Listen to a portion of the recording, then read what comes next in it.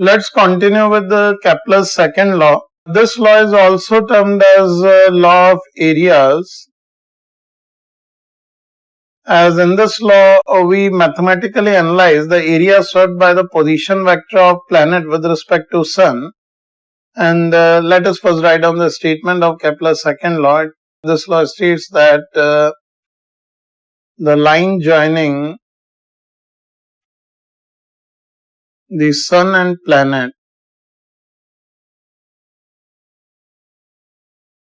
sweeps out equal areas in equal time intervals, and this can also be written as or the rate of sweeping area by the position vector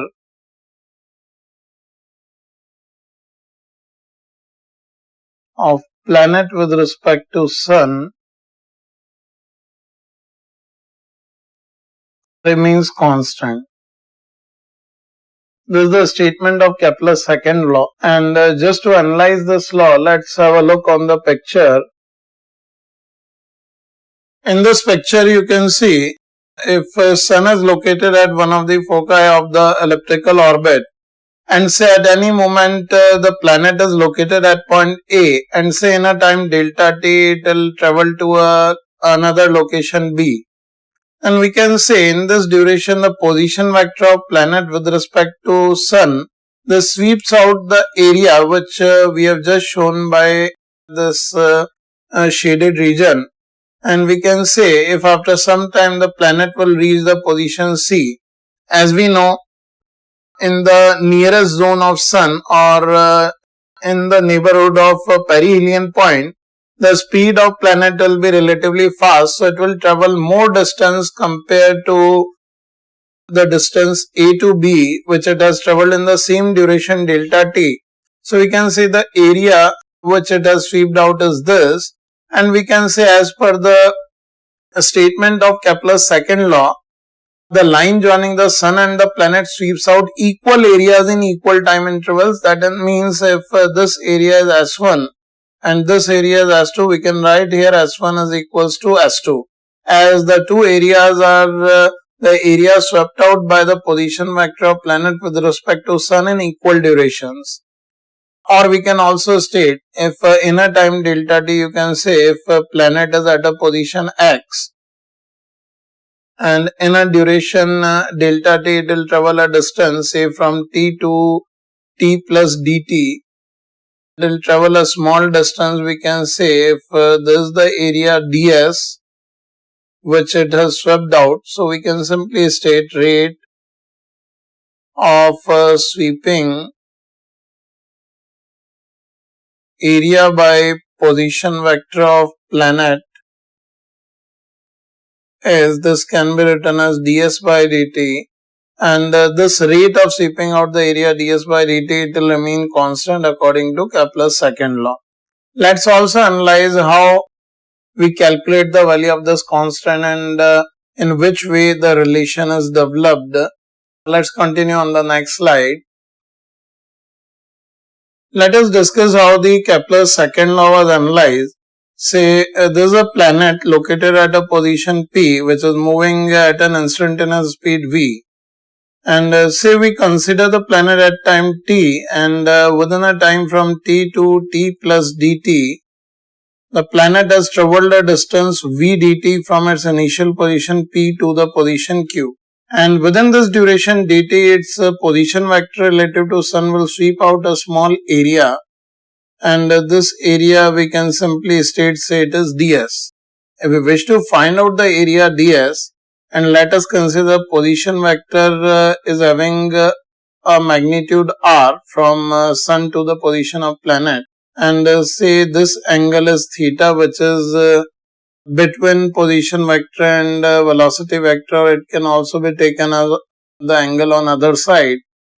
it won't make any difference, as if this v dt, if I drop a perpendicular from position q to the position vector of planet at position p, and say this position is m, or you can say the point where the perpendicular will intersect with the position vector is m. So here I can write this qm is equals to v dt sine theta, or I can write v dt sine pi minus theta, that will be v dt sine theta only.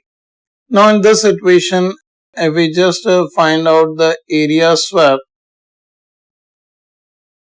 by position vector of a planet in time dt, then this area swept ds can be directly written as this area will be the area of this triangle, that can be written as half r is the magnitude of this position vector multiplied by the altitude of the triangle, that is v dt sine theta. So we can see the total area is half rv dt sine theta, which is swept out by the planet. And in this situation we can write the rate of sweeping area, which is ds by dt. This can be written as half rv sine theta. And for this planet, we already discussed about the angular momentum of a satellite in an elliptical orbit. So here we can also find out angular momentum of a planet at point P is, this angular momentum we can write as mvr sine theta. So here Vr sine theta we can write as L by M. So if we substitute this value here, then this rate of sweeping out the area can be directly written as Rv dt as L by M. So it is L by 2M, which is obviously a constant, as no external torque is acting on the planet. So with respect to Sun, its total angular momentum must remain constant. So here the rate of sweeping out area will remain constant. That is the basic derivation of Kepler's second law. And it also gives us the magnitude of this rate, which is equal to L by 2m, where L is the angular momentum of planet, which is a constant. So here we can also just see the magnitude, like if say its semi-major axis of ellipse is A and semi-minor axis is B. We can simply say if t is the orbital period of planet, then we can simply write the total area which the elliptical orbit is having, that we can calculate area of orbit. As it is elliptical orbit, it can be written as pi ab.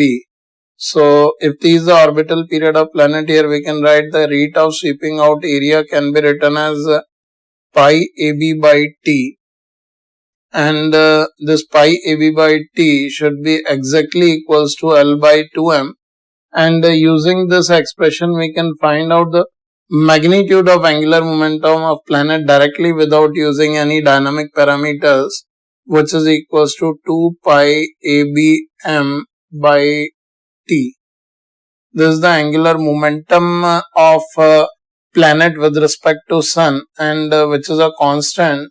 And here we can see it can be calculated by using the dimensions of elliptical orbit, like A is semi-major axis, B is semi-minor axis, M is the mass of planet, and T is its orbital period, using which we can directly find it out.